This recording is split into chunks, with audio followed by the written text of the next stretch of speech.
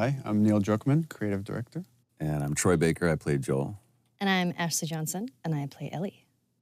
So first cinematic here, you'll see as we get to the end, I mean, this opening image, we wanted to match what we did at the end with image of Ellie. Tommy, listen to me. He is the contract. I think it's such an interesting thing to start off with, not only in the past, but also to start off basically.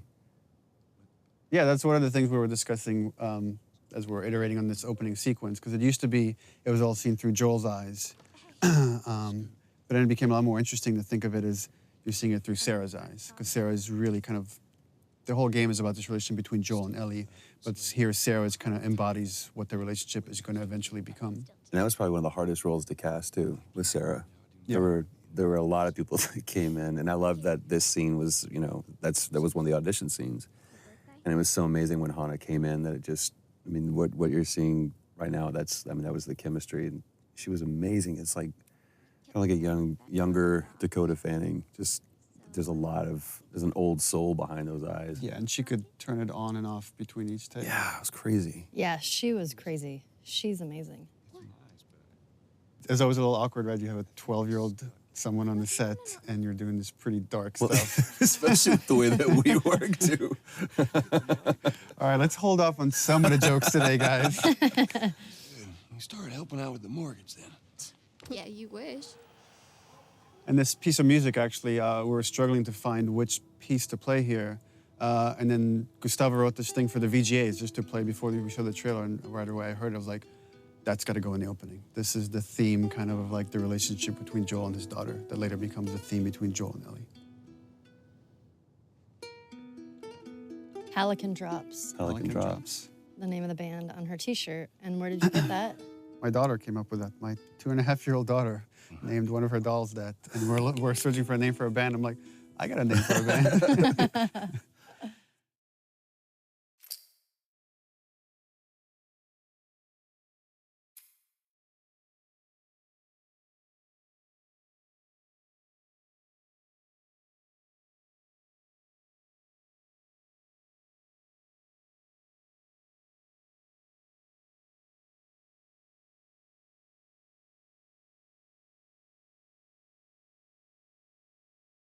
So this is gonna be the first time that I've ever seen this scene. This was one specifically that I really didn't want to once we did it. And when we first talked about doing this, in the very, very beginning, I knew this scene was gonna come. And it was, I told you, I was like, give me a heads up when this day comes, because it's not gonna be a good one. Well, the thing with this scene, it's a super difficult scene to shoot. The first time we shot it, we did like at least 15 takes or something crazy like that. And then we thought we had it in the can. And Well, I thought, well, no, we all thought. We thought we came back to work and we started putting it in. And for me, there was just something that was, I felt like we could convey the same amount of emotion with less. yeah. And it was a hard thing to tell Troy because everybody put so much into it. And it's like, we got to do it again. Well, I remember that We got to day come back to this. when you came back and you told me that we have to do this again. Obviously, you know, you'll see why what we're talking about. But this is the defining moment for Joel. This is where he draws that line in the sand where he has few moral lines left to cross. I'm so amazed with how well Hannah did. And Yeah, I mean, it was difficult to watch just on the mocap stage. And we actually had people, after a few takes, leave the set. They were like, I can't watch this anymore, and they just took off. But from a story standpoint, it's so important to show just what the violence does and how it like rips apart this family. well, then especially a lot of times in video games, you see blatant violence, but when you personify it and you put it on a face, especially that young face, and you see the devastation that just one life lost can do, and it's just, I mean, this was such a hard day. It was such a hard day for both of us. I mean, it was exhausting for her. It was exhausting for me.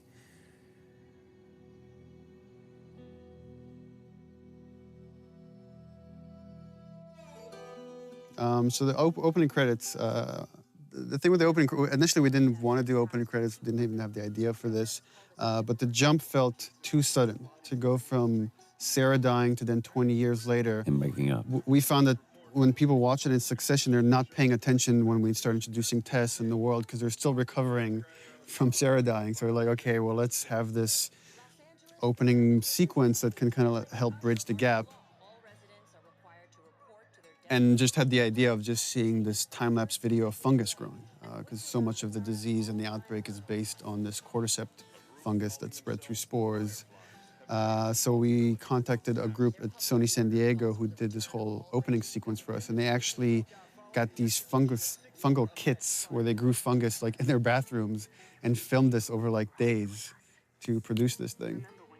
So everything you're seeing is actually it's real. It's not CG. It's not. It's all organic. Except for the spores at the end, which are CG. Everything is real. This whole journey is like a dreamlike state, and you constantly see people waking up. And you see this multiple chime with Joel, and it's as if he's like remembering the past. He's always having these bad dreams throughout the game. That was always something that we had to keep in mind when we did this scene, because we shot this before we shot Sarah dying scene. So it's kind of like we knew that those were going to be in one way or another kind of butted up against each other. But this is such a great thing. Again, this was in the audition thing that we did when we were trying to find Tess. And when Annie walked in, it was just like she walked in as Tess. We saw a lot of different people for that. And this was just such a great, because the relationship you see from going from Sarah and Joel to now Joel and Tess, it's just, I don't know, you see everything, like the house that he was in before was nicer. He looked nicer, and it's not just the years have passed, but those years that have passed haven't been kind. This also gets into something interesting for me as a writer, which is you have a certain notion of characters or how you want the structure to be, and then once it's interpreted through actors like Troy, it changes. Like I've always imagined as Joel doesn't really care for Tess. He's completely shut down, and Troy treated it differently, which is I think he really cares for Tess, and even though he might not show it, and we just kind of embrace that. And you kind of see that later when Tess gets infected. That wasn't how the scene was originally envisioned, that Joel has such a reaction, but it became a lot more interesting to own that. Well, and also how much this relationship changed over, I mean, time and different writing iterations and just conversations that we had about this. Even, within just in the last month or so, we've had conversations about this. It's like, what is their relationship? Because we never define it. I think anybody else would have put it on the nose, they're lovers or whatever. There was one note that you gave, it's like, let's, for one specific take, and said, let's just assume that there was a fight last night over what, we don't know. This is that moment afterwards. So it was like this awkward tension between the two of us. But there's no like loving embrace. There's no kiss that Joel and Tess have. It's just such an interesting relationship. And the challenge was to try to, how much can we convey just through nonverbal interaction? Right.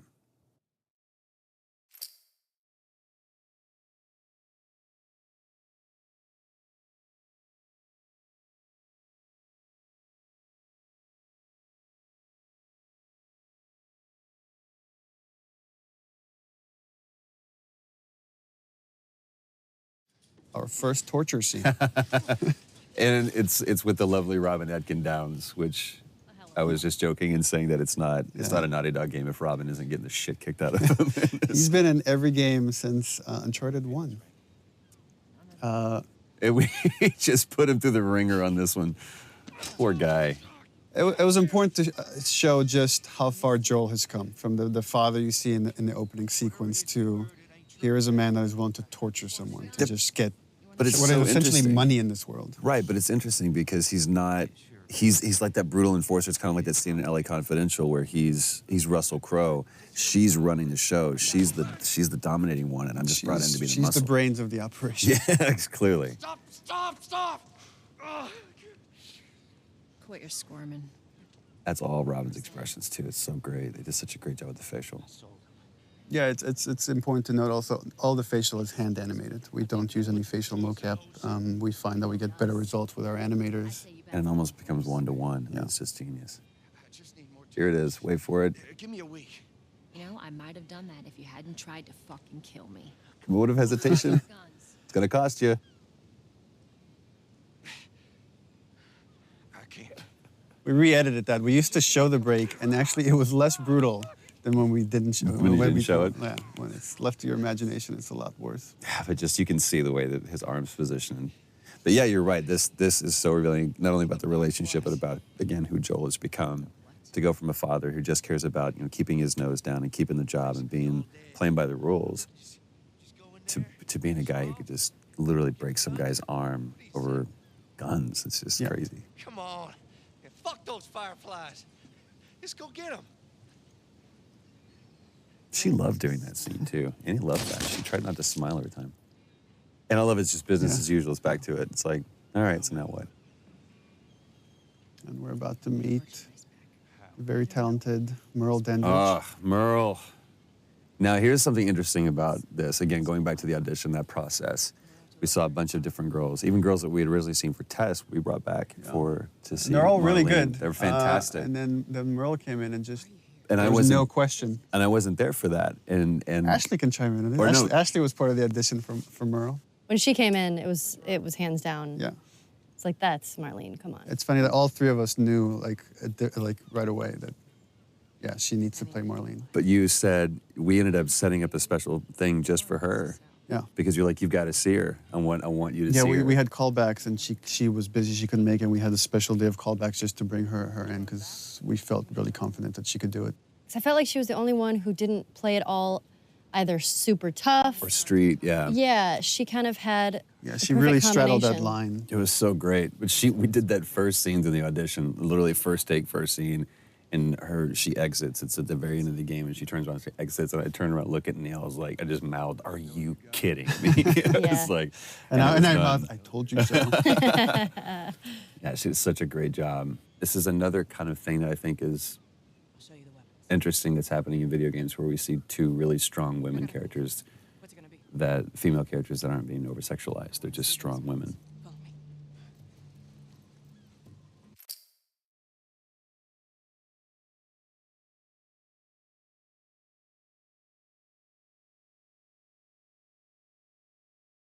Here we go. Ellie's introduction. Yep. And this stuff is all shot out of sequence.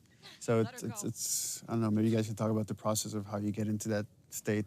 Kind of young, aren't you? I'm trying to remember that. I just really like the fact that the first time you see Ellie, you see her knife first. Right. I just think that's You see that kind she's of a awesome. fighter. Yeah.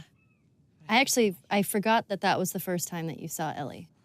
That was the first scene. That just from the get-go, she's fighting.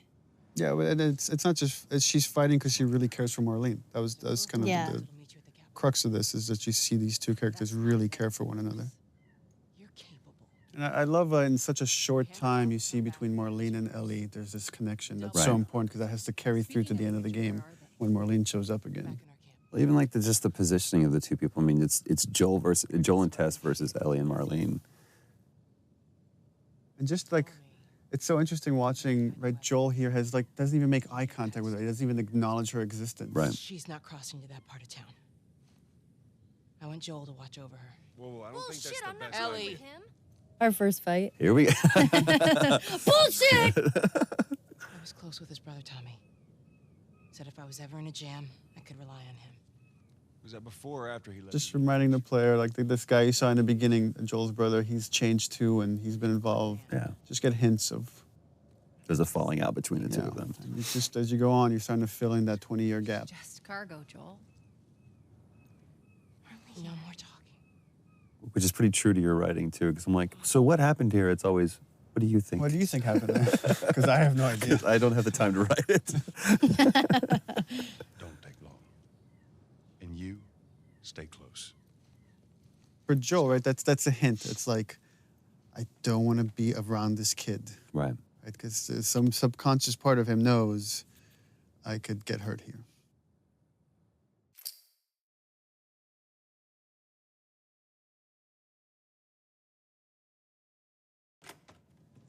Is it? First moment alone. What does Joel do? Time for bed. Takes a nap. I'm tired. What are you doing? Killing time. I do really like this scene. Well, what am I supposed to do? I am sure you will figure that out. It's a great moment. It's another one of those moments too where it's like, it just feels like Joel is just always exhausted. Like this world is just bearing down on him. But I love that moment too, where she points out the watch, where we get to establish that watch that. Yeah, and Sarah that's something gave we me. didn't have in the beginning. That's actually something we inserted after the fact. Not for this scene, but there's another scene where we have that. But I also love, like you said, the kind of the juxtaposition between Joel and Ellie, to where Joel's just, like you said, weary and exhausted, and you have this total opposite, almost antithetical thing of like this naivete and this childlike behavior that's wanting to explore. And it Here shows up in this. she's talking about having bad dreams, like the idea that they are both carrying this baggage with them. And it's how they first connect. Look how dark it is. Can't be any worse out there. Can it? What on earth do the Fireflies want with you? Hey. Sorry it took so long. Soldiers fucking everywhere. How's Marlene? What a great moment. He finally addresses her, finally connects on that level, and that moment's interrupted. Well, it's also the first time kind of Ellie, if you think about it, opens up to him. She's saying, I'm scared, right? That was the subtext of that question. That's true. Go get some guns.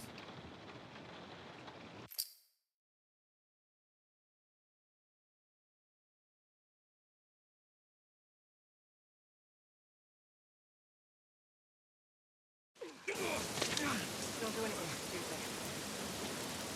Move. Turn around. On your knees. It's such an interesting thing that we're like at 2 hours into the game, and we're still the enemy, if there is one. Or there's other humans, there's other people. They're on other sides of the law, but there's no infected, there's no clickers, there's no anything. Look the other way. It'll make this worth your while. Shut up.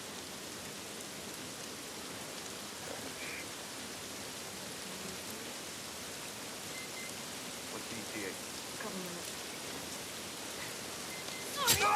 Love the attention to detail, the rain falling off their faces.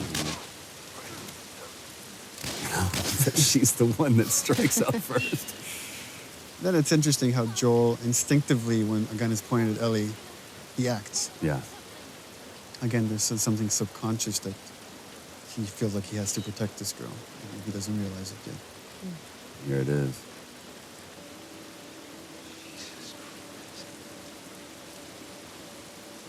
Marlene set us up. So this is starting to build up that conflict between Joel and Tess. Yeah. And this is something we struggled in the story for a long time, is like, how do we motivate this guy that shouldn't really want to do this mission? How do we get him to take on this mission to carry Ellie across the country? And it was through Tess. So if we get Tess to really buy into this thing, and then Tess gets infected, then she can convince Joel to take this on. At least initially, at least until we can spend long enough time with Ellie so they can connect. Yeah. And then it becomes about something else. I'll also say, Ashley, when we were doing this, the way that you conveyed fear, because that's a very scary situation that you're in, because you felt like your back was against the wall.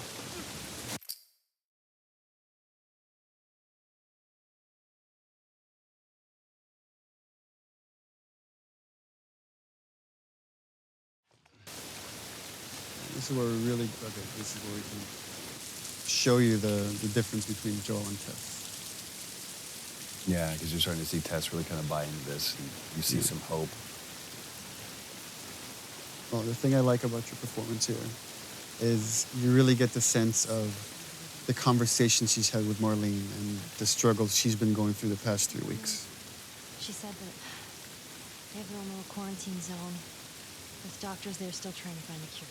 It's where you see just deep inside how much Tess is desperate for any kind of redemption. Whatever happened to me is that Remember, Ashley, we were talking about the scene and the idea that Ellie's not sure she believes in this thing. She feels this whole thing is insane and ridiculous. I remember that. I believe the direction I gave you was like, imagine you're giving yourself a compliment. Yeah. If you as a person in real life found out you were the cure for mankind. I'm kind of awesome. Yeah, you apparently, wouldn't. so I And am the especially- Messiah. In that 3 weeks, you wouldn't, it'd be hard to own that.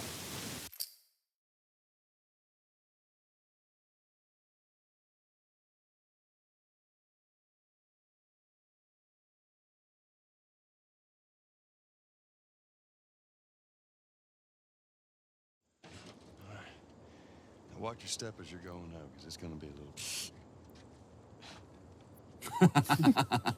Little brat. I love the dynamics of this scene where it's like Tess has this secret, right? She's bitten. She's not telling Joel or anybody yet. Joel here for the first, again, he's connected. He can't help it. Was that everything you hoped? It's the first time he's like saying something semi-nice to Ellie. But there's still this layer of cynicism behind it. Come on, this way. He gets taken away by that childlike wonder. And this is something we added after the fact, the watch. The watch wasn't, we didn't have the watch at the time. Yeah. And Joel was just crossing his arms, and I asked the animators to like, oh, could you just flip his wrist and have him look at the watch? Yeah. This moment is reminding him of Sarah. Yes, ma'am. I love that. It's almost a warning from Tess to Joel, like kind of like last words. It's like this determination, and you're not sure why. What's Yeah. different now, Tess?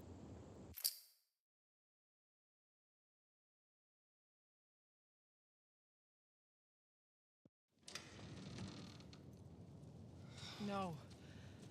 No, no, no. Tess's desperation. What happens now? I love and it totally comes across without many words or anything, just through the expressions on Joel's face, which is, I've put up with this long enough. Right. This is over. I've indulged you enough, Where's Tess. this lab of theirs? Oh, she never said. She only mentioned that it was someplace out west. What are we doing here? This is Yeah. not. That calm, pacifying, trying to talk some sense into you. I know that you are smarter than this. Really? Right. Guess what? We're shitty people, Joel. It's been that way for a long I time. love the fact that her character, It is over, Tess. she knows she's gonna die any minute, but she's still holding on to so much hope Go Yeah. home. I'm not that, well, she's different. going anywhere. Right. Look at her bite. The world could still change. And it's kind of this theme that, like, this idea of, I've done all this crappy things, but it's all okay if I could do this one thing right. Right. And then that kind of moves over to Ellie. And we see that theme later when Ellie, like, talks about it can't be for nothing. I got to point this out. Everybody else, because this was a part of the audition scene too, everyone else did that "don't touch me." They screamed it out. And I love the way she did that, where it was like that first, "don't touch me." And it's Yeah. just that realization. And I love the fact that Ellie's the one that figures it out, not Joel. Oh, Christ. And again, the back and forth Annie's doing between this freaking badass to such vulnerability and constantly jumping back and forth. And she brought that every take. We're all like, because every take she's like full on crying by the end of it. She's incredible. You're right. She's such a badass, but she was so vulnerable at the same time. It's just such a, Shows Hard two thing to sides of the play. same strength too. God, I'm such an Annie fan. You have to feel some sort of obligation to me, so you get her to Tommy's. I remember coming out of a take, and Troy's like, look at me, he's like, you don't understand. You're not right there staring into her eyes. I can buy you some time, but you have to run. You want us to just leave you here? Yes. There's no way that. This moment where like Joel's like in denial, is like, there's something I could do. Not even understanding, like, she's gone. She's already gone. There's nothing he could do right now. And also, she is just laser-eyed on Joel doing that, even though she's talking to Ellie. No, just go. This fucking Tess has to snap him out of it. It's like, you know that you have to do it. Ellie. And I believe this is the first time Joel refers to Ellie by her name. I don't think anywhere else in the game he does that. Beforehand. And again, it was important to stay. We stay with Tess, just showing. Here's her emotions finally coming through when Joel is gone.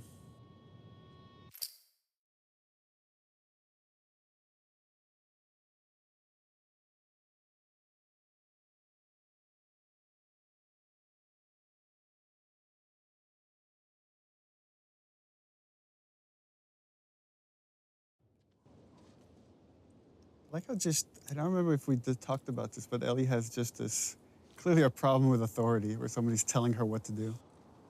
Yeah, for sure. I think that also, I have a problem with authority. So that came out a little bit in Ellie. Tess. I don't even know what Here's how this thing's gonna play out. You don't bring up Tess. Yeah, that's so. Joel knows what he needs to do to survive, which is just let go. Needs to let go fast of these things, or they will kill you. Don't tell anybody about your condition. They That's think you're great. crazy little I love that he refers to to that as her Condition. He could barely acknowledge. Just he's still Trying to search for the term for it. You being the whole cure for humanity thing. Good. I love that he Cliff says good, but the subtext is clearly like, all right, good enough. Yeah. That's all I'm gonna get out of this kid. Good chance he could get us a car. Okay. Let's get a move on.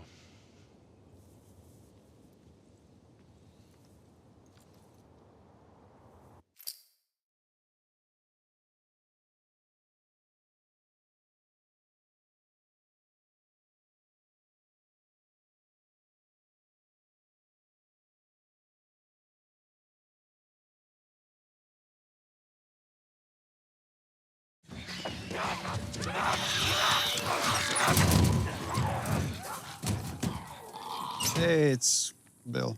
Lovely Earl Brown. Whoop whoop. I remember you were kind of geeking out when you auditioned with him. I was. We saw like a lot of people for Bill, and there was a lot of like stars that came in. I was really surprised. Like, but then when he walked in, I was like, holy crap, it's Dan Dougherty from Deadwood. He's amazing to work with. I've worked with him before a while ago, and I just love working with him. You actually hit him in the scene in the face. That's right. I did. Right there, and we kept it. And he kept going, what a trooper. That's one of my favorite things, is when he goes, am I dead? He was sick that day. Yeah. He was like getting over a cold. I did hit him, and I felt so bad because it was a complete accident. I think I didn't realize my swing was going a lot faster than I thought it was. Of many people that you hit during the shoot of this project. Yeah. Getting It into happens. character. Well, I also love this business that he's doing here too. That was something that he completely made up. He's like, working on the sword and. I love this. Again, I love this moment. This paternal thing. Like, just shut up, kid. I need to handle this. He's always a dad.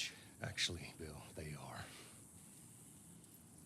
Well, it don't matter because I don't have a car that works. But there is one in this town. Parts. There are parts in this town. Meaning that you could fix one up.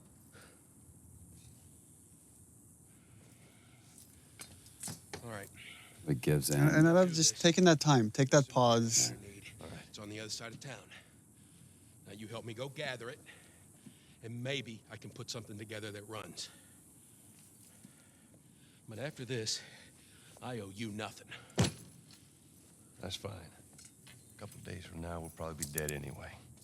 And it's like opening handcuffs, but again, I see it as this almost tender moment between Joel and Ellie. Stay right on my ass. Can't miss it. Another great Ellie line.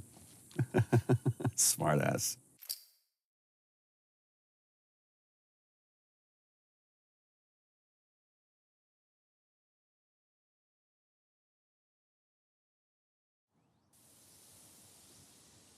Remember the rehearsal for all these scenes? So we would shoot these things in chunks. So we'd bring like Earl in and Ashley and Troy and just shoot we're gonna shoot the whole Bill sequence.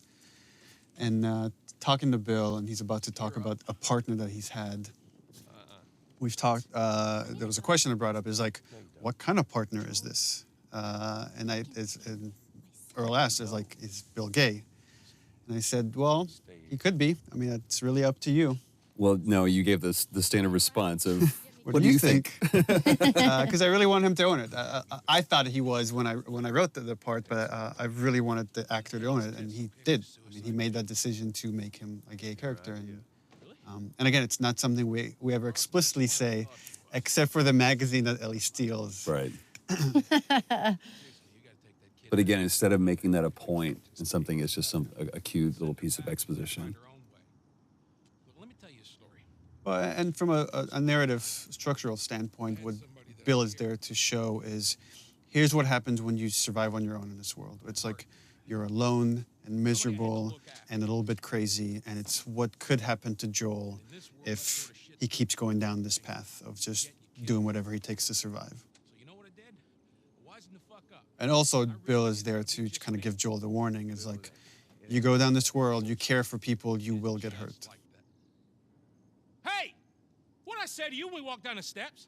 And that's where Ellie has stolen a bunch of Bill's stuff. I love that flips him off. God damn it.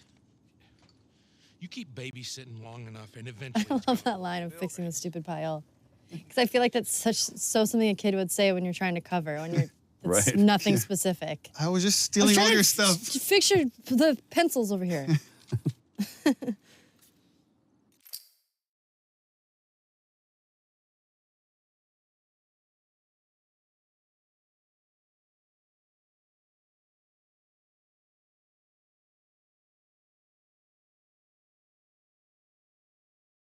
Oh, this is the one where we abused Troy. And I was like, you have to fly face first into the ground. And he's like, but I should roll. No, fly face first into the ground. It was like, well, if I roll this way, then actually, they're like, it looks too ninja when you can't do it. So I literally just had to eat shit time after time again. It's like seeing stars. It was great. Please tell me you're done! Yeah, you guys are acting against nothing. There's nothing there. That's something we always had to remember was bring the tension back. They're poking through!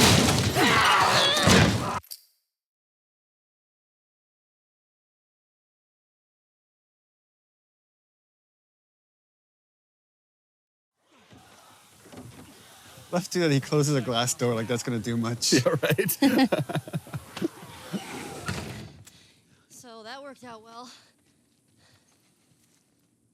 Oh, the thing I love here is that, well, that Bill constantly brings up Tess, not knowing that Right. Tess is dead because Joel doesn't want to talk about it. Right. But here it gets to Joel. And this is something that you guys actually just improvised. That wasn't in the script, this big fight that happens here. It was much more low-key in the script. Yeah, once he brings up Tess, that was something we kind of keyed in on. Jesus. What, you know this guy or something? Frank, Who the hell's Frank? he was my partner. They're both kind of lying to each other. If you think about the previous scene, right? He mentioned this partner, but almost like I didn't care about him, I let him go, and you realize that's not the truth at all. You Right. really cared for this guy, and this guy probably left him. Right. Yeah. He's got I love how clinical he is about this. here. With that look on his face says everything. Well, that turn too that Earl did with, he realizes Joel is looking at him and he's being vulnerable right now, and he puts the mask back on. Yeah. And I remember like seeing that moment from Earl, I was like, yeah, we cast the right guy. Well, fuck him. And then that turn right there. Which again is kind of why Bill, what purpose Bill serves in the story, is to show that having those moments of emotion, there's nothing he feels, there's nothing but weakness. Get out. Get out. I love it. So fucking- That Get relationship out. between the two of you, I it love was so it. good. That's Yeah. what was great about the cast, is constantly having to switch from these really serious, dramatic vulnerabilities to playing tough, right? Because that's what you kind of have to do in this world, is let your humanity come out, but then learn when to shut that off to survive. And also, you're seeing, it's very subtle here, but you're starting to see this change in Joel, where he's given Ellie more and more responsibility. He's trusting her. Instead of just saying, stay out of my way, he's like, Right. I need your help.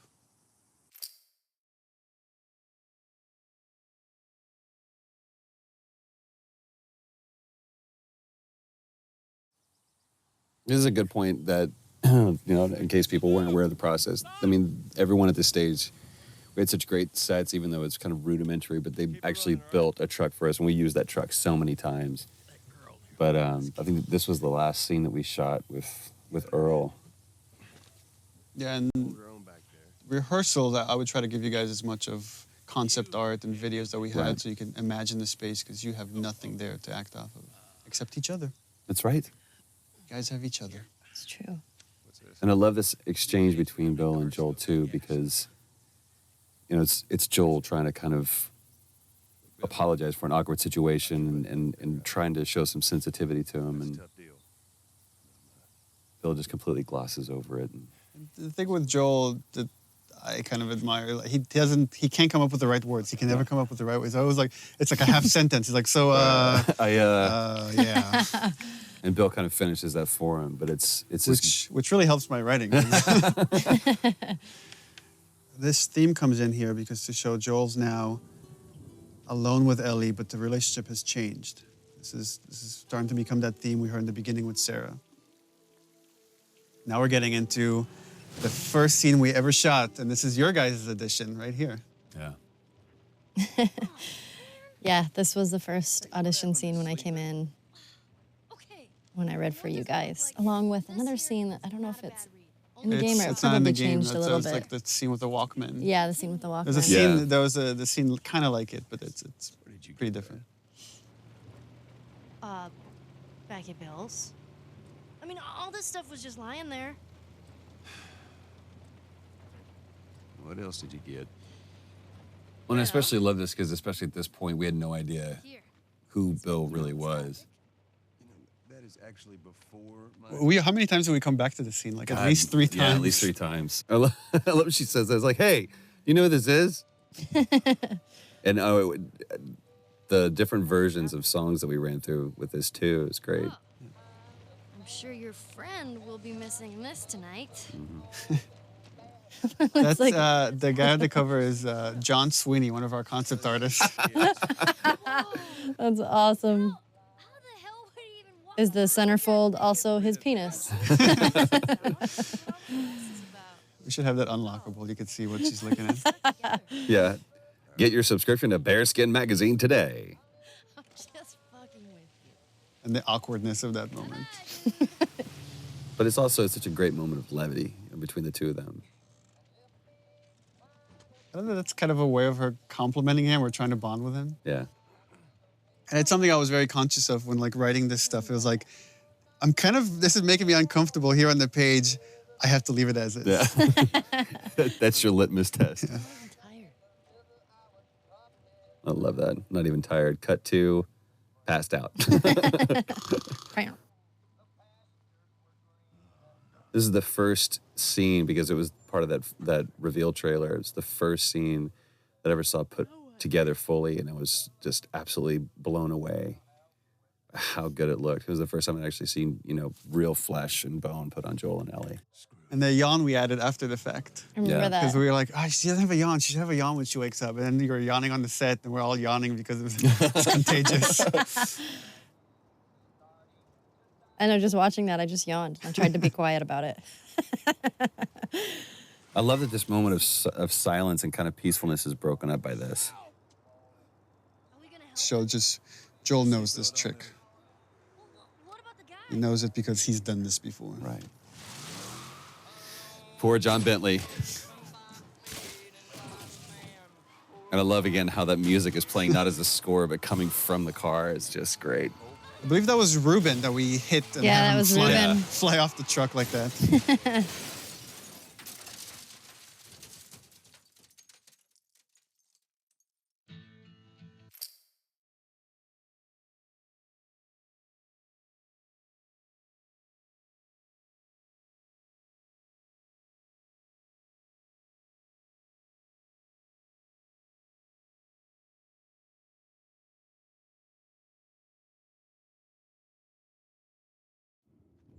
This was also the first really dramatic scene we shot, and it became kind of the touchstone for how the characters should look when they're I feel sick.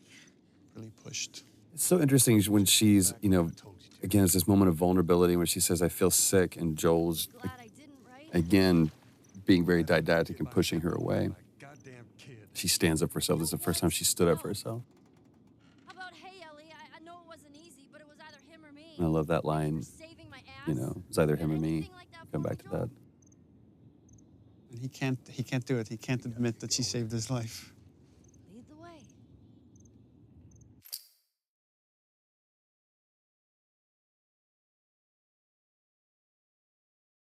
So this is, in the story, the first time Joel really is trusting Ellie and seeing her as pretty much an equal to him.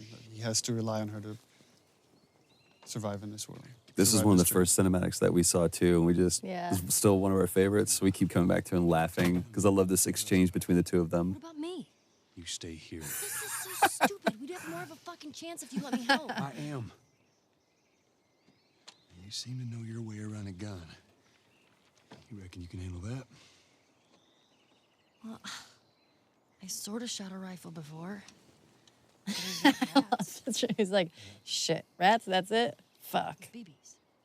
That line. Oh shit! Here's what we gotta work with. We usually avoid these kind of cameras that rotate around something that are trying to do too much, but it felt like this moment kind of needed it. Yeah, I love It's it. a weird parent-kid moment. Yeah. As soon as you fire, But he's teaching her how to shoot to kill. Get another round in there quick. Listen to me.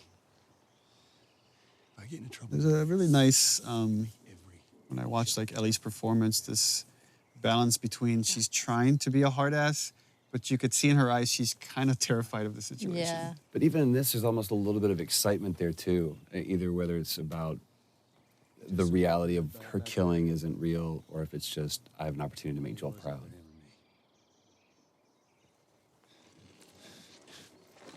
Opening up, opening up. You're welcome.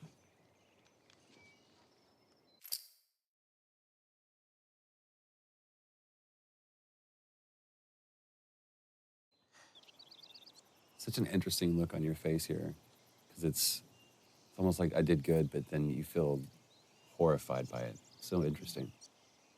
It's like, even though Ellie's used to killing, used to seeing this stuff in this world, it was still important to show this is having an effect on her. Right. And you're going to see that kind of carry throughout the game. Well, it also kind of carries over into this moment as well too, because I realized what I just put her through. I love the way that we took that away from her. It's like almost gingerly. It's like, give me that. It's like you can't really compliment it because Right. You did just what good. you Yeah, have, there's no yeah. pat on the back. About something But then I turn around and I give her this, and it's like a little more you said, there's a sadness to it. Yeah. It's sad that in this world, these are the things that you have to bond over. Like, here's your gun. And that's the reward. Yeah. But that knot of understanding is great.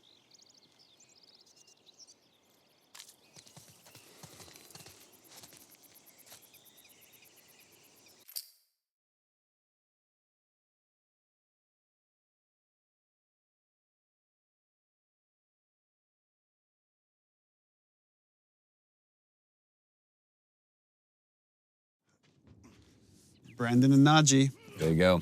Yep. Brandon, I think, had the hardest audition of anyone. no kidding. Because I literally almost took off his head. Not in this scene, not punching him. That fortunately was done by Ruben Langdon, who can punch way better than I can. Leave him alone. And Najee, too, when he came in red for Sam, that had that, It's all right. They're not the bad guys. Lower the just this kid that's kind of terrified to live in this world. Yeah. Man, you hit hard. Yeah, well, I was trying to kill you. And these two characters are really showing, they're kind of a mirror of Joel and Ellie's relationship. If you haven't noticed, they don't keep kids. And it's another warning for Joel, like this whole arc for Henry and Sam of what's going to happen if you stick with this girl. You're going to go through what these two characters are going to eventually end up. I do like that Sam is a character that Name was Joel. seems genuinely scared, because a lot of the other characters We don't know that. can tend to be a little bit more badassy, Right. and he's just Really an idea of he's young and he's scared. And I He also- love that. To me, he also comes across very sullen. Like Yeah. there's like just a little glimmer of hope and joy, but it's almost like anytime there is a moment of that, then Henry kind of takes that away from It, him. it also gives Ellie an opportunity to play a mentor of sorts for him. Got a hideout not too far from Yeah. here. Be safer if we chat there. All right, take us there.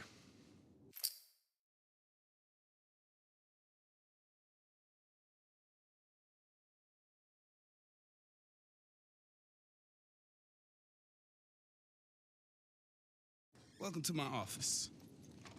One thing that I think made Brandon such a great choice for this and the right choice for this is this scene, about how much he owned it and the pride that he had in showing off this wonderful camp that they had made for themselves, and kind of like trying to impress Joel, and Joel just very nonplussed about the whole thing. He's like, oh, good for you. You've done this. And relax. We're safe.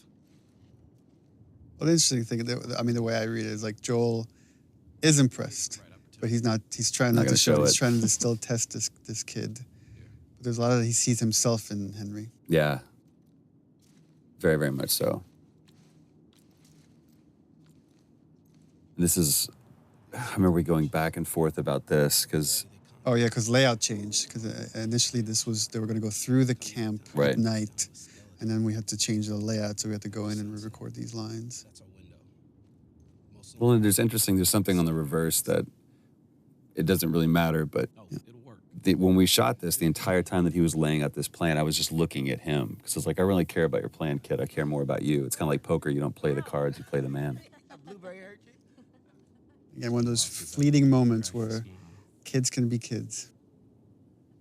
She doesn't seem bothered by all this. Such a powerful line.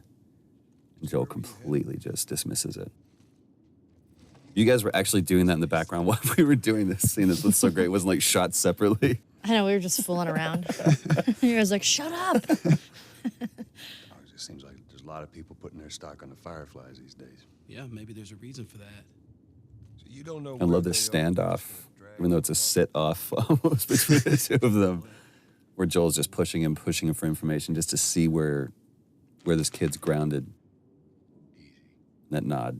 Yeah, the threat being so subtle, but it's there. Yeah. And that's the other thing, again, that Brandon did with this that everybody else didn't do. They kind of really got in Joel's face, and he didn't. He didn't posture himself that much. It was just like, I'll take care of mine, you take care of yours. And also that he doesn't correct him about your daughter. Mm-hmm. Joel doesn't correct him. He's not, she's not my daughter. You and your girl, you want to join us? It goes down tonight. I guess we best rest up then. And I guess that's the most Joel's going to give him. Yeah. That's all Henry needs. Joel sleeping again. These were my favorite scenes where I just got to sleep. No,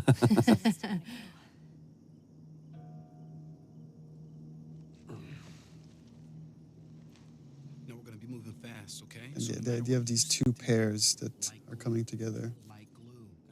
God, they were just such great brothers. Brandon and Aji did such a great job together.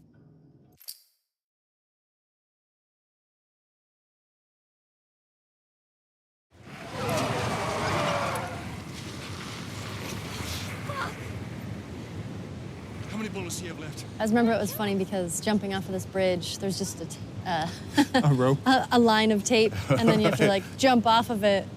So we were both stepping over it at first. They're like, no, this is like 50 feet down. I know, like, so we got to do a whole thing.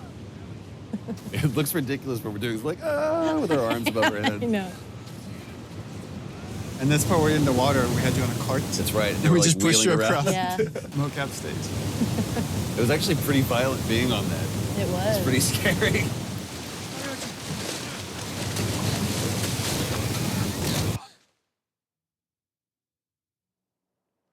This was part of the audition scene that Brandon did that really just kind of helped us realize we had the right Henry. He's awake. Back to the salesman. It's like, hey, buddy, everything's okay. I Everything's know. all right. I really like that about his character, that he's kind of a salesman. You know, Sam's the one who spotted you. You guys are taking quite a bit of water. What's wrong? Henry! Get back, son! Hey. He's pissed, but he's not gonna do anything. You sure about that? Stop! He's confident. He knows he can calm you down, but he needs Sam to stay out of the way. Right, just in case. Yeah. And you did. Coming back for you meant putting him at risk. Stay back. I think there's already the change there. Joel knows it's true. Yeah. Joel wouldn't have come back for him.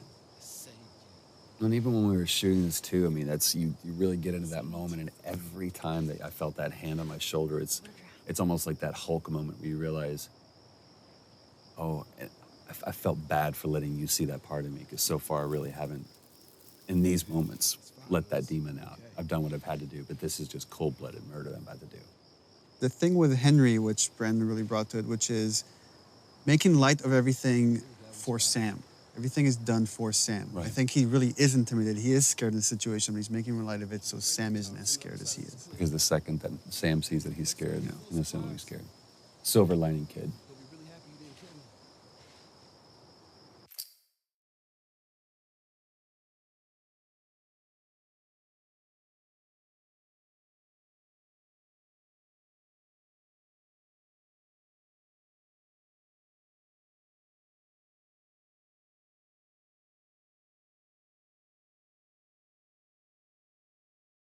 This is the longest Short cinematic scene. in the game. We quit this I place. had to fit that in there. Quit this place from this, since we had it Right. in the first trailer. I can't quit you. I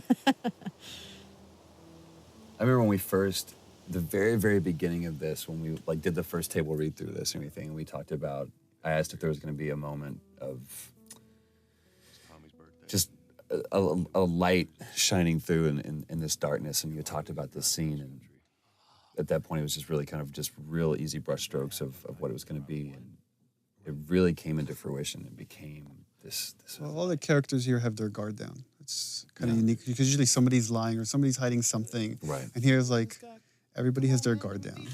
and just talking about motorcycles. You two deserve a little privacy. And you were really giving too on this. We spent a lot of time on this, and there was this one scene where you just kind of let me ramble about you know, to where we really feel like we're coming midway into a conversation. I don't remember what was said, but it was just this cool moment. But you went more into the details of like with Tommy and where you went and the states and all that stuff. I think that really helped kind of make this, the following takes much more natural. Right, without all the rest of that Yeah. stuff, the preamble being there. I don't think But I love the turn that he gives right here. It's like the kids have gone to bed now, and we can just talk like adults. worst part about it all. Animation and lighting, right? If you don't capture these looks in the eyes, this scene doesn't work. Right. The thing that I love about this is that he's set up a little office for himself, kind of like what Henry did. You know, it's this, I'm being official, trying to be a grown-up. He's still a kid, and we see it in this moment. I really enjoyed working with Brandon and Najee. Just having them on set was so much fun. They're such Najee great especially, dudes. like Najee's a trip. hilarious. we're doing this crazy scene and we like cut and then he's like just starting dancing or Or Yeah. singing whatever, you know, YouTube hot song at the moment. Yeah. You know, song bombing us all day. They were so much fun. I just adore them too.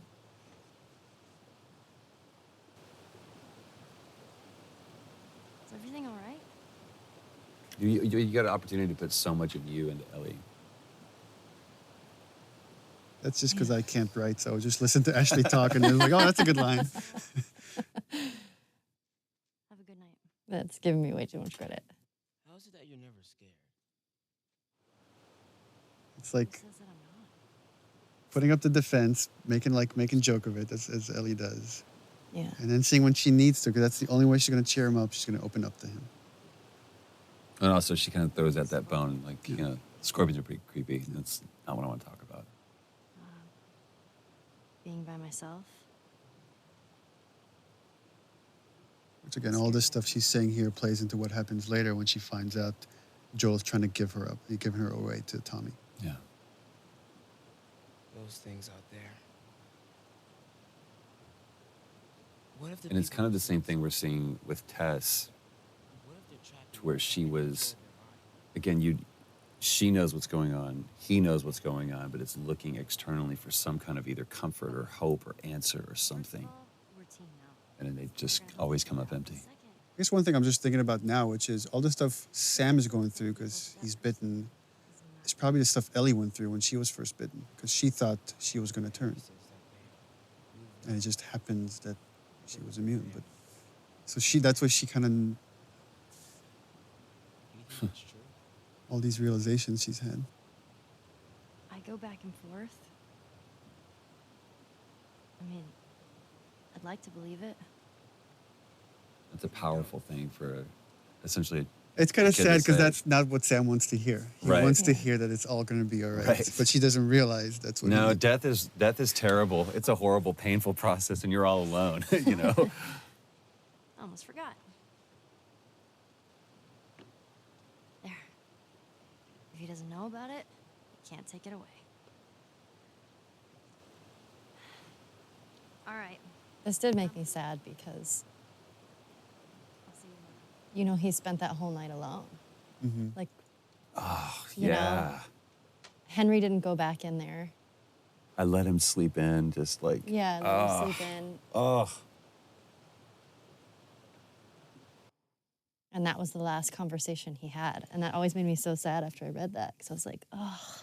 Yeah, I didn't even think about that. And what would have happened if Henry had gone in there? I mean, the fact that Henry wasn't there, I mean, plays into, you know, the culmination of this scene where he's just racked with guilt. I mean, one thing we were very conscious of when putting the story together is we would have these really kind of dramatic moments that change the characters significantly, and then we would cut to some more time in the future. Yeah. And so you don't get to see right afterwards what happened to it, and then you get hints of how this affected the relationship, which is what you get into the next gameplay sequence. And this whole thing is,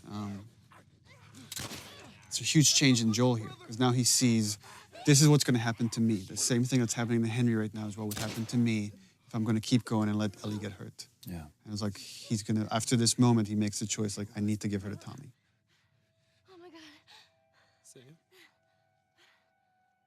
I have no idea what that would do to a person to actually see that, to have to do that. Yeah, I remember talking with Brandon about this when he's saying it's all your fault. He's not talking to Joel, he's talking to himself. Yeah. Okay, easy. Yeah, the thing that's cool with this piece, Gustavo's music, is that you're carrying that weight. You're carrying the weight of that emotion of everything just happened onto the next scene, which even though they might not be thinking about Henry and Sam right this moment, but it's just that feeling is lingering going forward.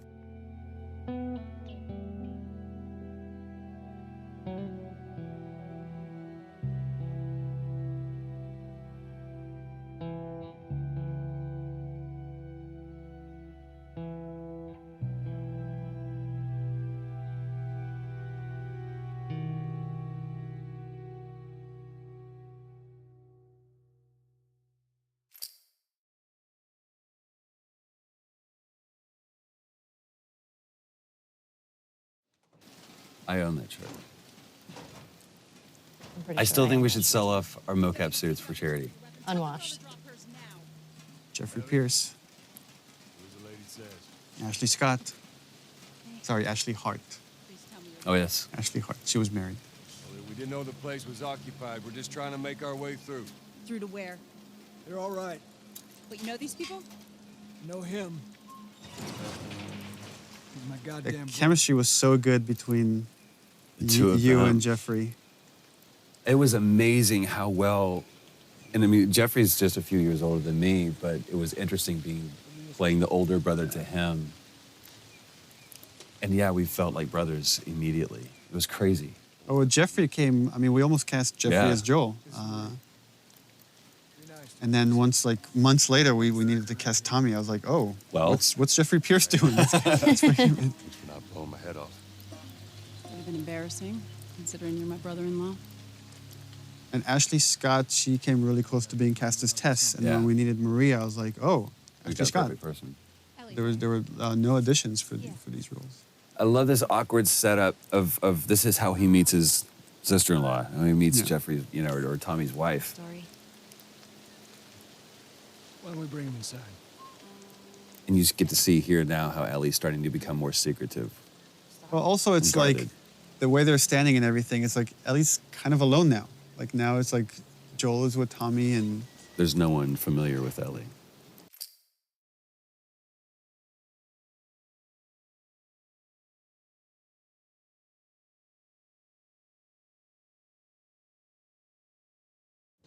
It's quite the crew you got here.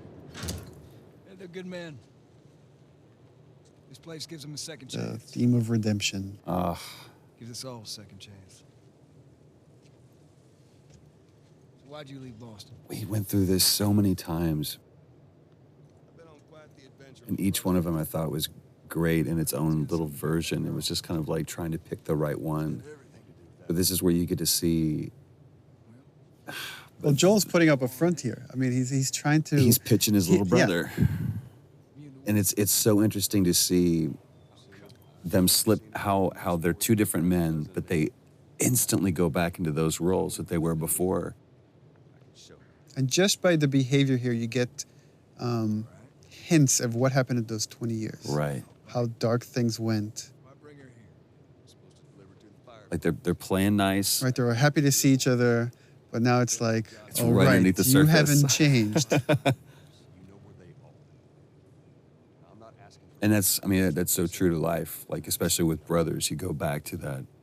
I push these buttons and you do this. This isn't for me, Tommy. This is for your damn cause. My cause is my family. And I loved, what Jeffrey was doing posture-wise, putting Joel on the offensive. And now he's just like insulting everybody here and insulting his wife. Tommy, I need this. Again, Joel just expects. I tell my little brother to do something, he needs to do it. Right. Which is totally based on my brother. This is how you gonna repay me, huh? Repay you? For all those goddamn years I took care of us. Took care. That's what you call it? I got nothing but nightmares from those years. You survived because of me. It wasn't worth it. Tommy here, Tommy and Maria show that even in this world is horrible, you could find peace in it. Right. You could build a community. You don't have to resort to these things that Joel has. That line was a great thing that Jeffrey improv'd on. Put your hands on me again. It's a good Southern phrase.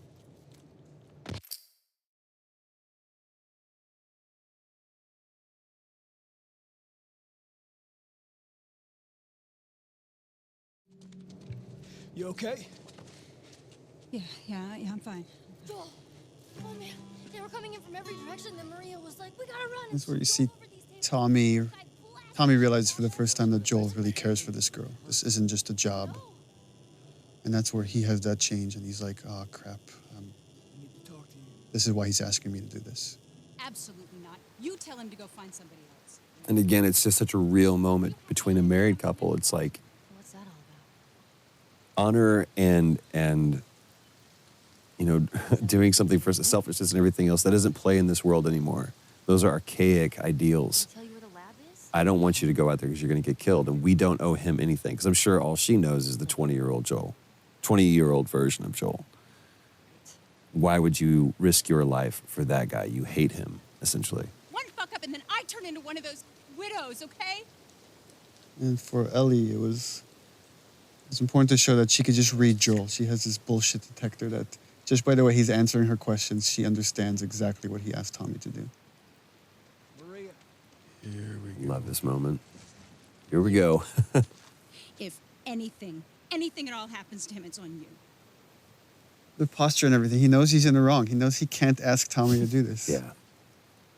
She's thankful, Yeah, I know. I'll take that girl of yours to the Fireflies. You don't have to worry about it. He really cares for you. There's so much more behind it, though, than just care. It's Tommy showing that he's the bigger man, that he's the better man. He's allowing his brother to be shallow and selfish. I think he knows what his brother's been through. And he knows why he can't go through that again. Which way? Come on.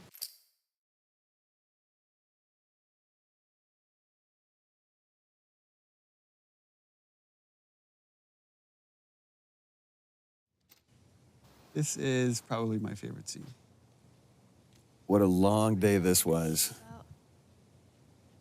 Boys, movies, deciding which. I honestly think this is one of the best scenes that you wrote, Neil. It's bizarre. Get up. Because it says so much about this world, and especially Ellie, where she's at, and realizing how different and how much of a chasm there is between this world and that. I agree. Goddamn stupid. Well, I guess we're both disappointed with each other then. What do you want? I think I really like about this scene is that Rid of me the whole time.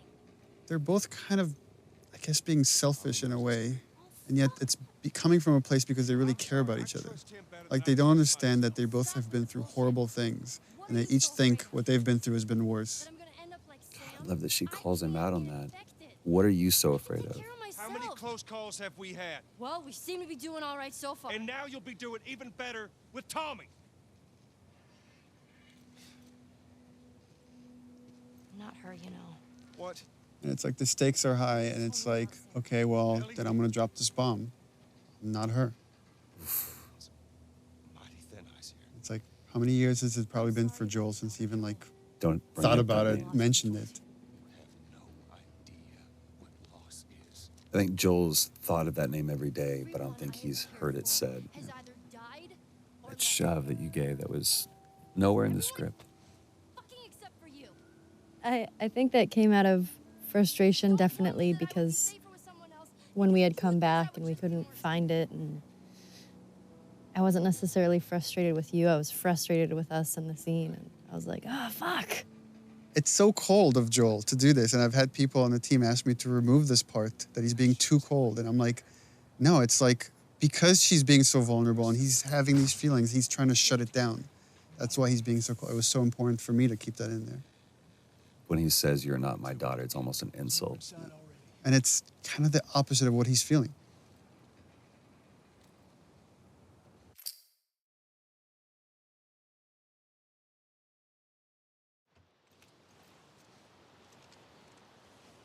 This scene was such a great opportunity to show even just like all these mini arcs with characters. You know, we don't have a lot of time, and we're not gonna, we can only tell Joel and Ellie's story. We can't go into such detail with Bill and Tommy and Tess and Marlene. But you get this great resolution between these brothers because you get the full arc of it in just a short amount of time.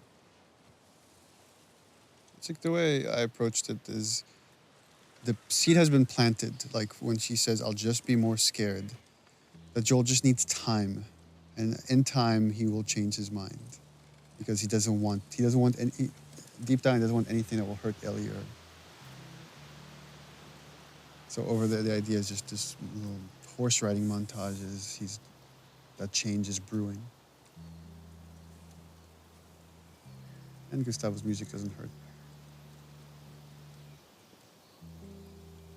What's so great about how this plays out is there's really nothing happening but just this passage of time. That used to be a level that you played through. And just during production cuts, we changed it. So it actually worked out better. It just became this idyllic idea that you never fully reach. You just see it from the outside. Where is this lab of theirs? It's all the way out, University of Eastern Colorado. Pointing out this moment that there was probably a time when these two used to watch college football together, you know, and calling out, it's like, go Bighorns, you know, for our college that we made up.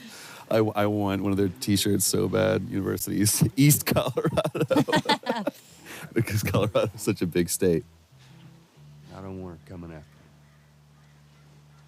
Sorry for stealing your horse. Come back to town. Let's discuss it at least. My mind's all made up. University, Eastern Colorado. How do I find this lab? It's in the science building. Looks like a giant mirror. You can't miss it. And the idea of offering Joel a place of refuge, a place of redemption.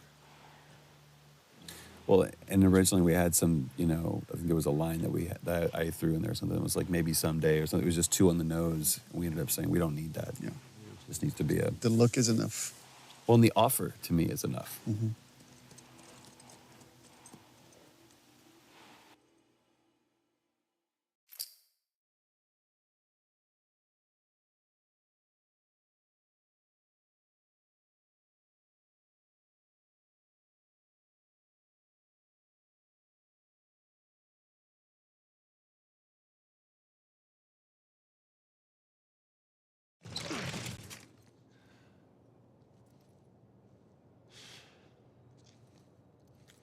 About to hear Steve Bloom. Lovely Steve. Silk-throated Steve Bloom. Looking for the fireflies. They've all left. Yeah, no shit. I'm dead. Or I will be soon. Got me What a macabre scene, though. I love that Ellie's just kind of thumbing through things. She's pretty frustrated with not having found the fireflies, not knowing where to go. Man, I love Steve Bloom's voice. He makes me want to clear my throat. Trying to save the world. It's mean. Good luck with that. Do you know where that is? I know the city. Is it far? It ain't. Again, this is where we really start kind of getting the sense of how Joel and Ellie are just chasing their tail. There's, you know, chasing a phantom. Down. Oh.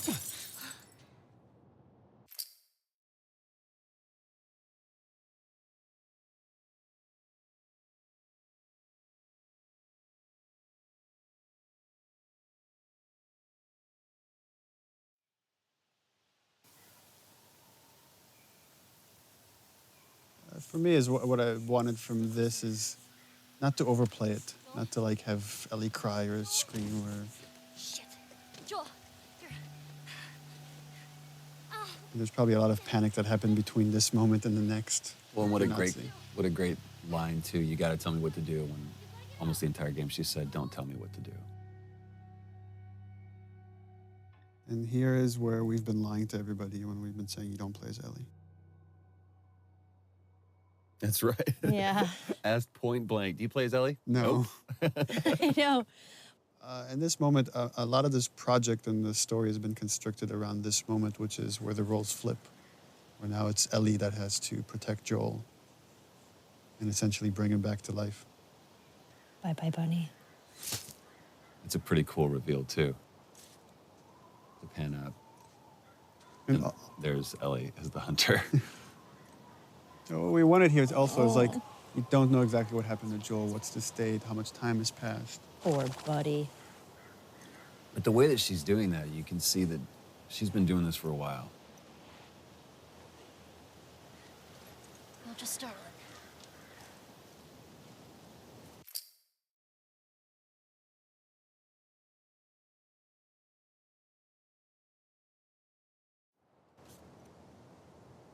Remember how tired your arms got holding that bow stretched? That bow, it was so heavy. And I remember that I was shaking and I was like, hey guys, this is really heavy. There's David. Nolan North. Nolan North, ladies and gentlemen. Ruben Langdon is James. Ruben Langdon, ladies and gentlemen. Sorry.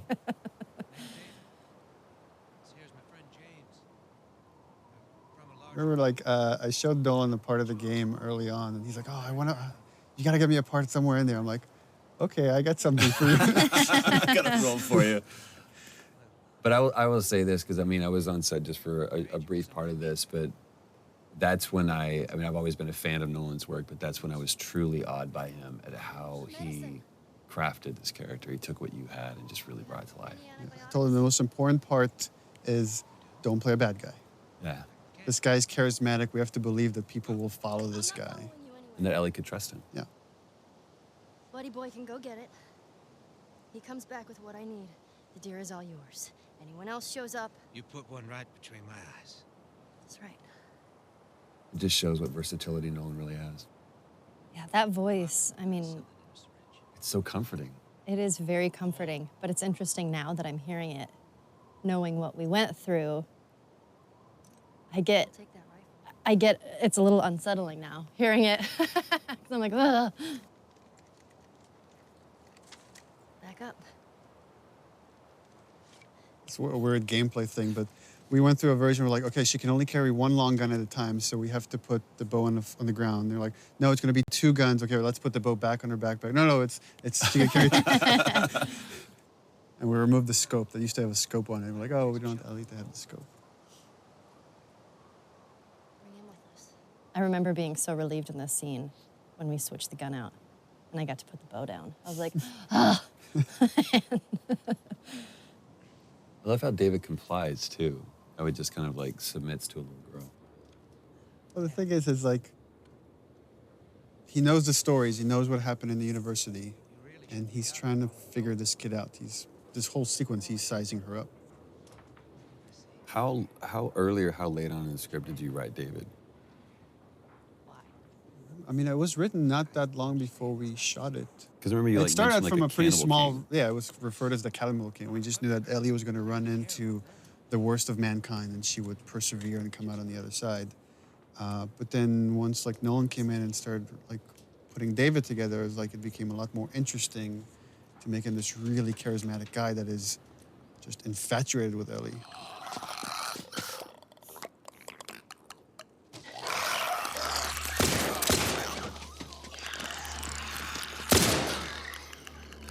Now when things get real, you see who kind of glimpses of who he really is. Because there is that moment in that other scene where he makes it seem like, okay, you're in control, but she never was. Yeah. Had some practice.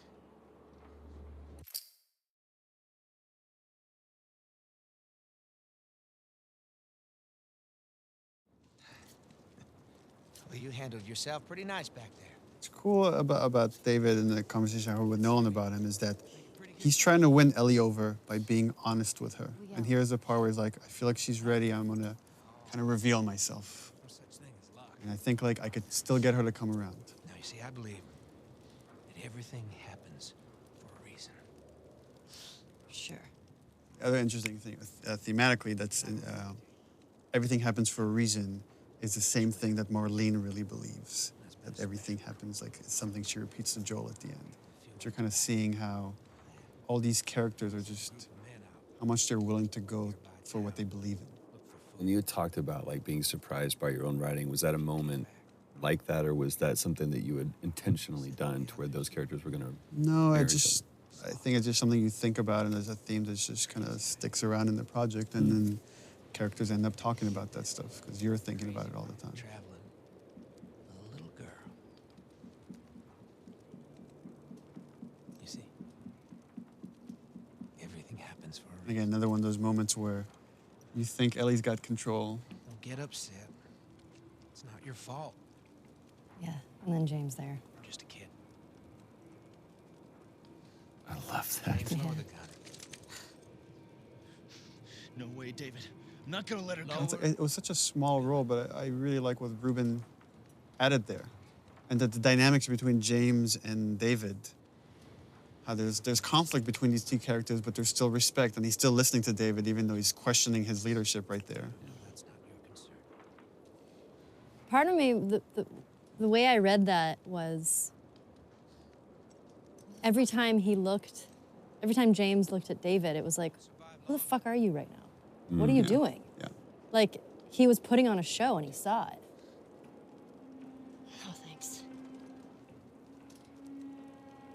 To me, it's interesting how David almost treats Ellie like quarry. Like, you know, you're a sport. Yeah.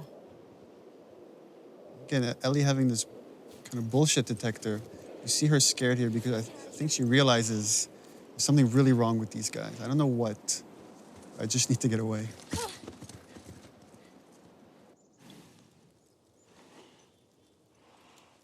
So interesting from watching this, though, I would completely believe David. I'd follow the guy. It's crazy. It's because you're a cannibal. This little moment, this breath before going to see what's downstairs. And again, for players, it would have been like a while now since they've seen Joel. Joel? Once again, Joel's asleep. I only managed to get a little bit of food. I love how these roles have switched, too. Where now it's, you know, the protected taking care of the protector. Move your arm. It used to be open, and then we were like, we should probably stitch that It up. was also on the other side. We had to come back and reshoot it, too. Oh, continuity. Actually, this one, I remember we shot this one again because this is going Naughty Dog method. Everybody can like say the 2 cents. Amy Puckett, one of our coordinators, said, "Where's Ellie's backpack?" And we shot it without thinking about Ellie's backpack. And it was like, oh, we should bring it back in and use it as a pillow. It's like such a cool little touch. You're gonna make it. Yeah, those shivering things was pretty cool. Yeah. The towel thing, right? Let's see, you did that. Well, yeah. I mean, but he still obviously he animated it, but a great moment of them falling asleep next to each other too. Again, her watching over him.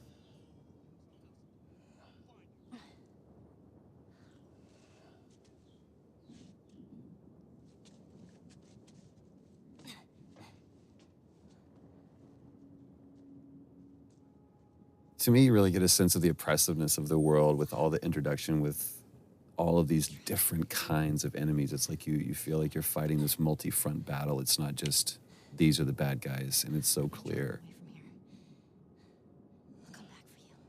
Yeah, and just how much Ellie's now willing to put herself on the line to just get them away from Joel.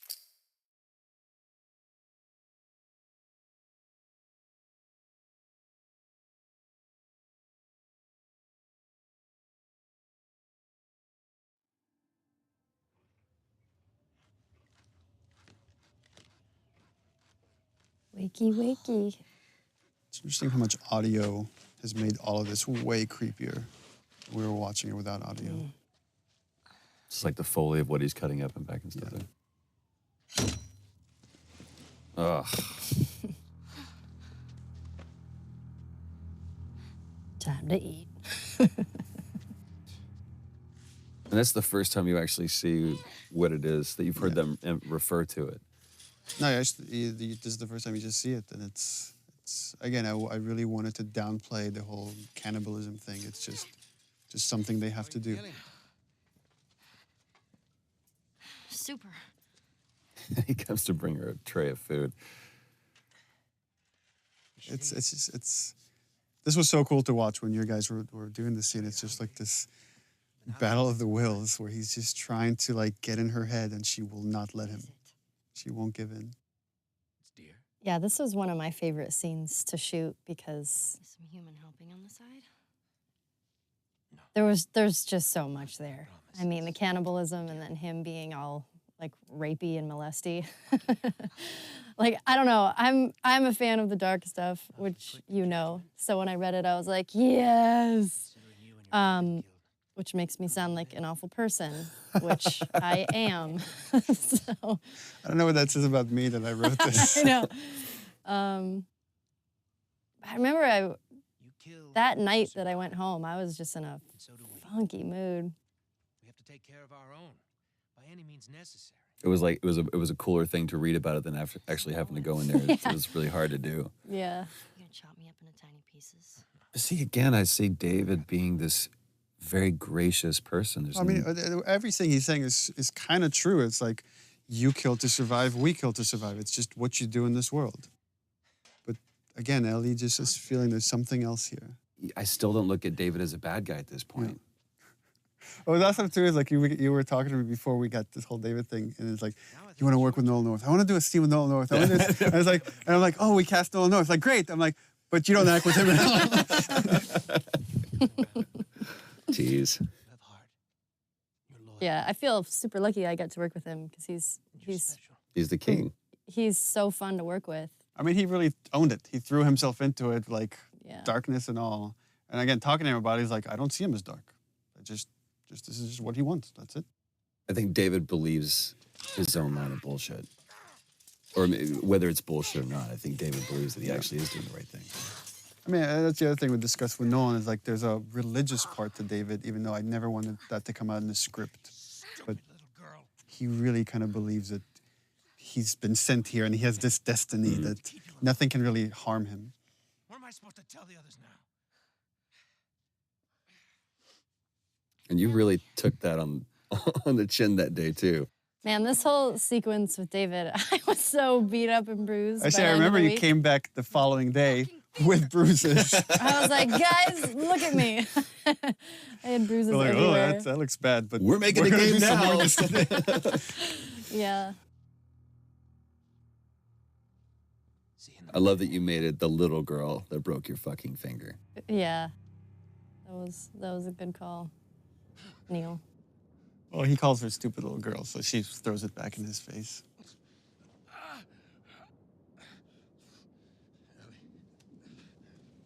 I also like that she gives him her name under her conditions, which is, I'm going to give it to you, but I'm going to insult you. Right. I also like the fact that Ellie is still so strong that even though she's in that cage, she's still kind of in control. Yeah. But it's a much stronger, that's a different strength than you'd shown anywhere else in the game before. It's like that winter was a really, really hard winter for you.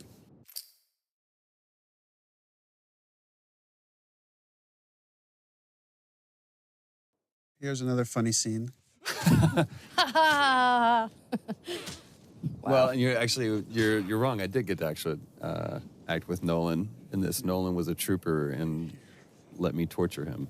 Although we did record over his lines with Liam O'Brien. That's right, the lovely Lob. The lovely Liam O'Brien.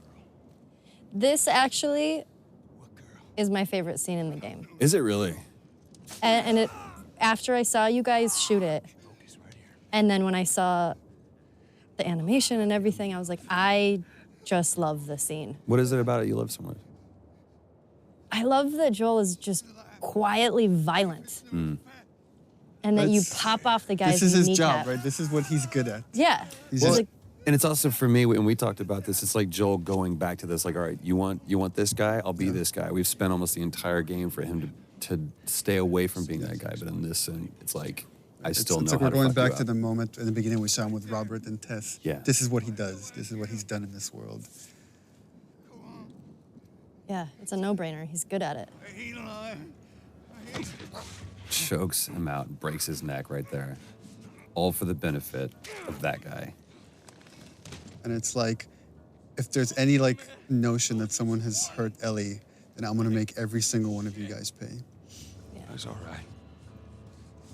I believe it. No, wait! And actually, this is the scene where I think he got beat up the most. Yeah. Where you did? Yo, yeah. Yeah. I had bruises over my whole entire body. It was ridiculous. Yeah, this wasn't stunts, this was you. I warned you. The thing that I love about this scene is how much Ellie's using her brains and her physicality, like everything to like get out of this situation. Right there. Roll up my sleeve. Look at it! I'll play along.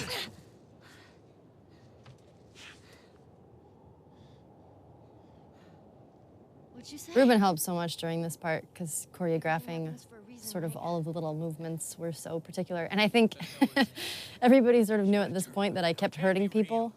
So Ruben was like, you have to give her the foam knife because she will hit me.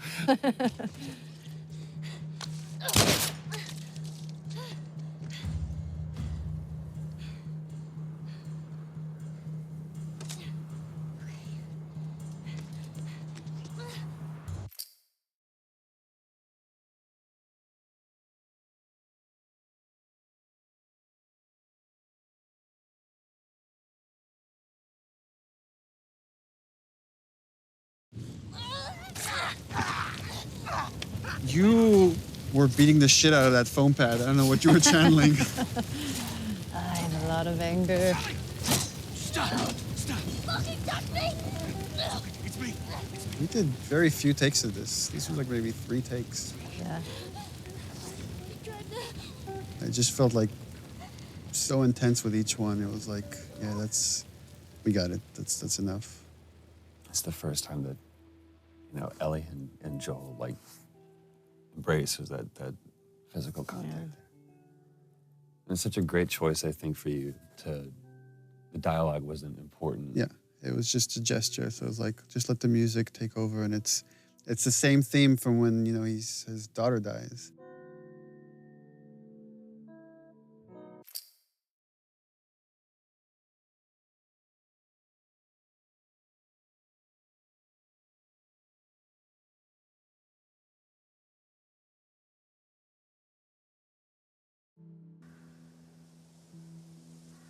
This was the scene where you got the most emotional. You almost cried in this scene. Oh, that's right.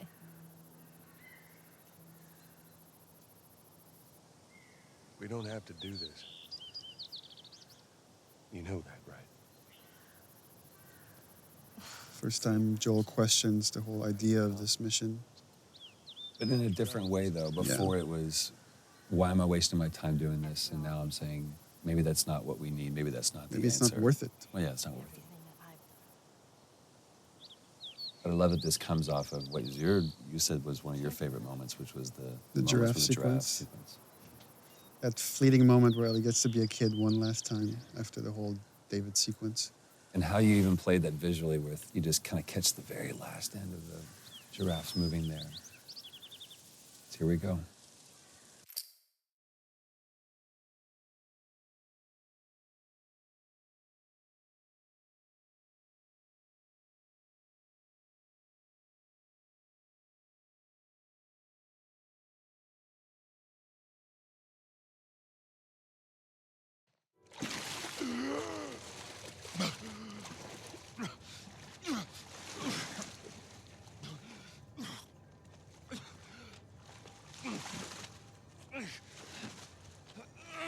Oh, Ellie's dead.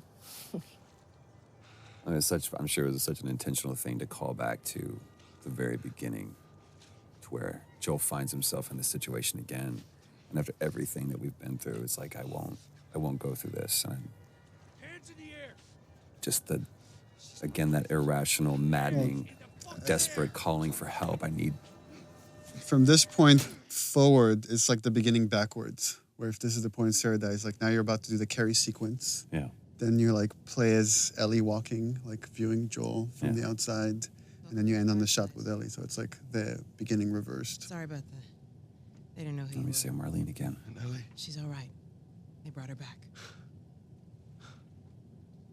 The discussions I had with Merle about this scene is, again, her desperation to find someone that will understand, that will empathize with her decision to kill Ellie to save humanity. And she's hoping she could get that out of Joel because he's the only other person that has cared for Ellie the way she has. And she can't get that out of him. I just think it was such a great way to bookend, to kind of start and begin with Marlene. And it's so great that they were able to capture just the strength that she has, even when she was sitting in that chair. Yeah. And again, she's completely empathetic, even though she's supposed to be antagonistic. It's a very similar line to what David says. You don't have to worry about her anymore. We'll take care of her. I worry. Just let me see her, please. You can't. She's being prepped. This is one I've always seen Joel in the most parental role. Surgery. The doctors tell me the cordyceps, the growth inside her, has somehow mutated. It's why she's immune. Once they remove it, they'll be able to reverse engineer a vaccine. Yeah, her performance here was just stellar. So flawless. It does. I remember talking with the music guys that were putting a lot of Gustavo's music, and the first few passes were there was this dark music that was playing here once Marlene reveals that Ellie's gonna die, and I was like, we can't play Marlene as bad because she's not bad. She's not. I mean, she's trying to save everybody. And if anything, I told them was like, you can go dark with Joel, because again, when Ellie's life is on the line, Ellie's in danger, he lets himself slip back into the murderer, the killer, right, however you want to view it. It's so interesting. I wonder how many players, like, especially in this moment right here, how many sided with Marlene and how many think that Joel was actually the wrong ones. Like, dude, listen to what she's saying. But at the same time, this is the theme of the game for me right here. Is as a father, you will kill everybody else to save your kid, and that has always been kind of the through line for me. Is Joel's willing to go to the end of the line, meaning sacrifice humanity to save Ellie. Again, Robin Atkin Downs. Guess what's going to happen to him? But this was so cool, too, because, I mean, we've seen all the way through both cinematic and gameplay, you know, Joel is able to take on everybody, but just this moment of resolve that I'm going to wait for my moment. And it almost looks like he's a beaten, defeated person. Give me an excuse. And that grimace right there, it's like, no, he's not. Which way? Yeah, again, the way you've interpreted Joel is like a man who lets his emotions get the better of him here has to keep them in check. You see how like he wants to destroy this man and everybody here for what they're doing to Ellie, but he has to wait. He has to catch the right moment. Bam. And again, just such a brutal scene. There's no threat here. It's just time. Time is the threat.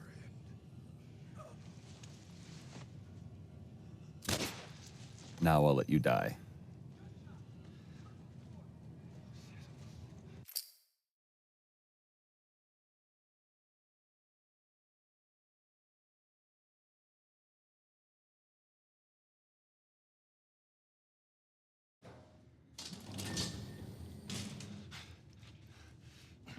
This scene used to originally be all in the operating room.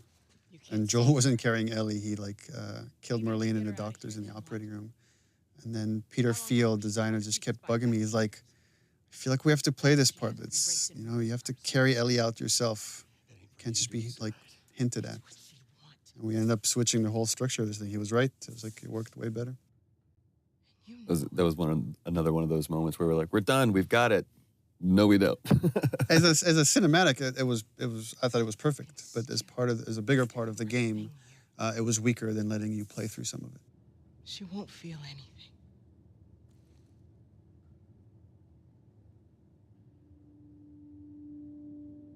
Again, the only hesitation Joel has is that this is what Ellie wants.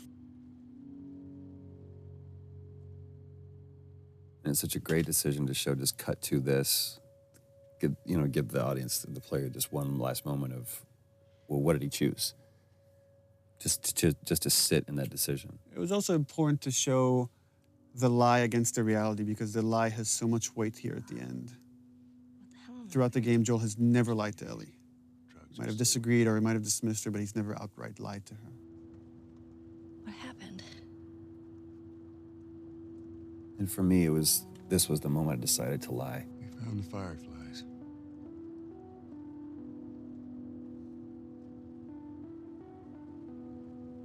Turns out there's a whole lot more like you, Ellie. People that To me, it hurt to say these things. ain't done a damn bit of good neither. Because once Ellie started believing that I actually had something, that I was someone, you're basically telling Ellie, you're not special, you're not important, and everything you've done was for nothing. I'm taking us home. Yeah, in the first few versions of the scenes, there's like Ellie had all these questions like, what happened? Why? Who was there? Why would they let you take me out with the gown still on? And it just was better if she said nothing and she just turned her back to him. And again, just to show how far Joel's willing to go to remove any threat for Ellie. I mean, we had talked about this before where, she obviously has that bullshit detector. Mm-hmm. And I just felt like I knew you were lying. I feel like Ellie knows you're lying.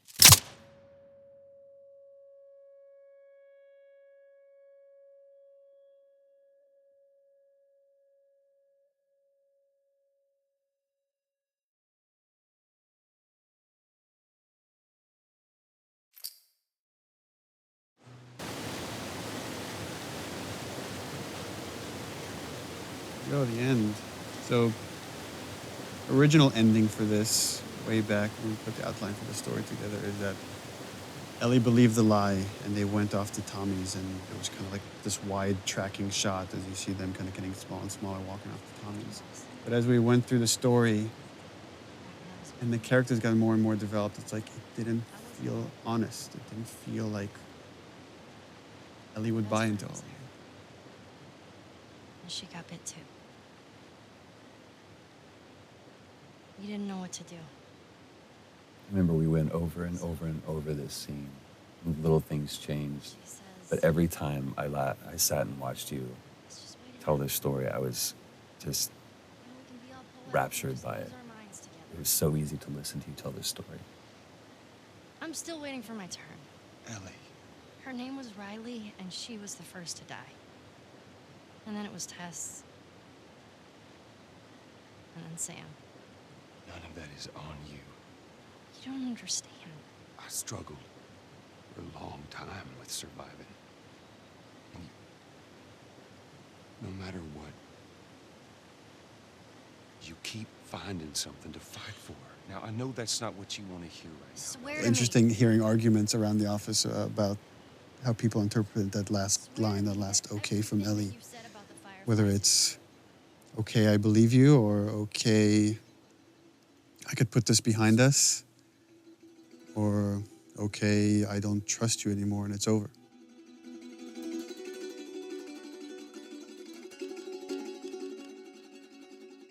Okay.